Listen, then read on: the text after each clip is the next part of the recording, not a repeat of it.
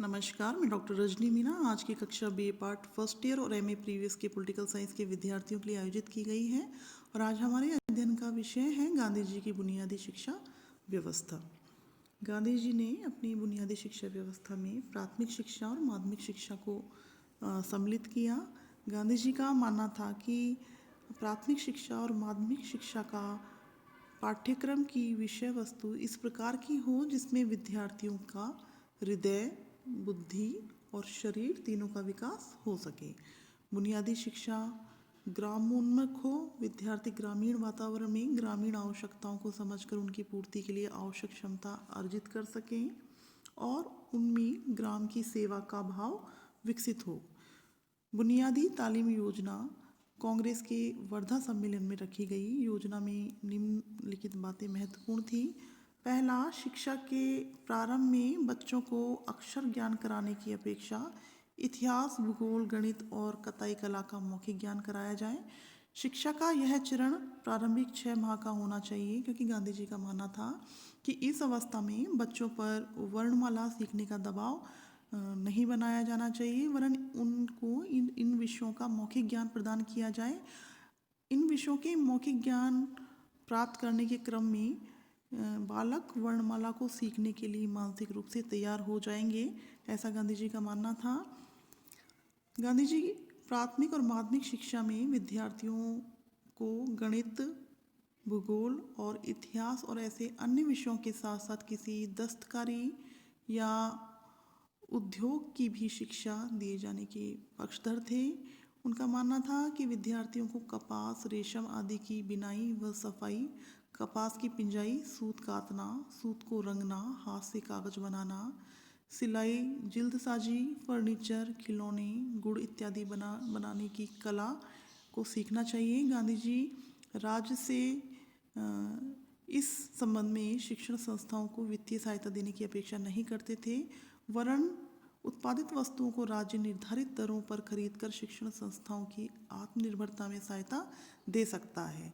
अर्थात गांधी जी का मानना था कि जब विद्यार्थी अपने विषयों के साथ साथ दस्तकारी की कलाओं को सीखेंगे और वस्तुओं को उत्पादित करेंगे तो राज्य ऐसी वस्तुओं को निर्धारित दरों में खरीदे और इस प्रकार से वो शिक्षण संस्थाएं आत्मनिर्भर बन सकेंगी। राज्य इन शिक्षण संस्थाओं को आत्मनिर्भर बनने में सहायता प्रदान कर सकता है।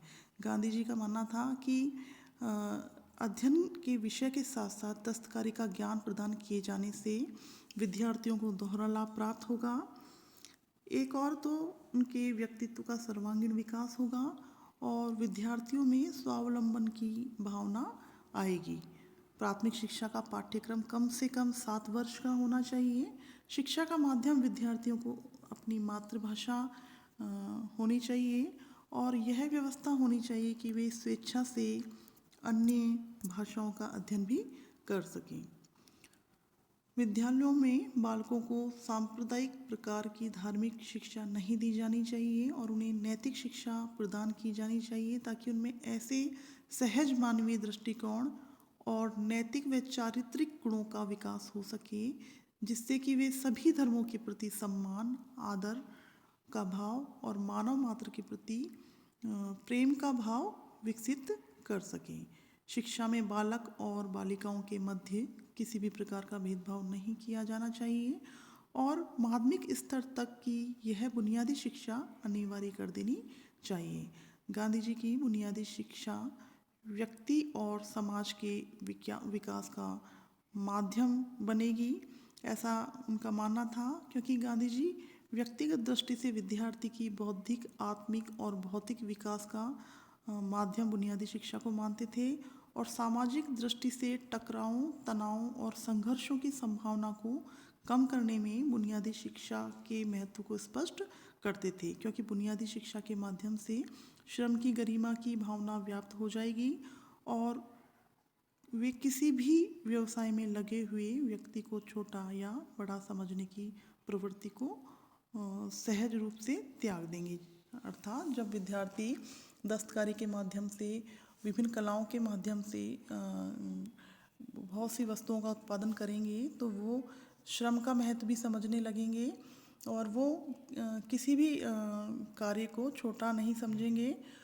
गांधी जी का जो बुनियादी शिक्षा का सिद्धांत है या व्यवस्था है, वो विद्यार्थियों के सर्वांगीण विकास का मार्ग प्रस्तुत करती है, साथ में ही उनको स्वावलंबी बनाने की ओर प्रेरित करती है।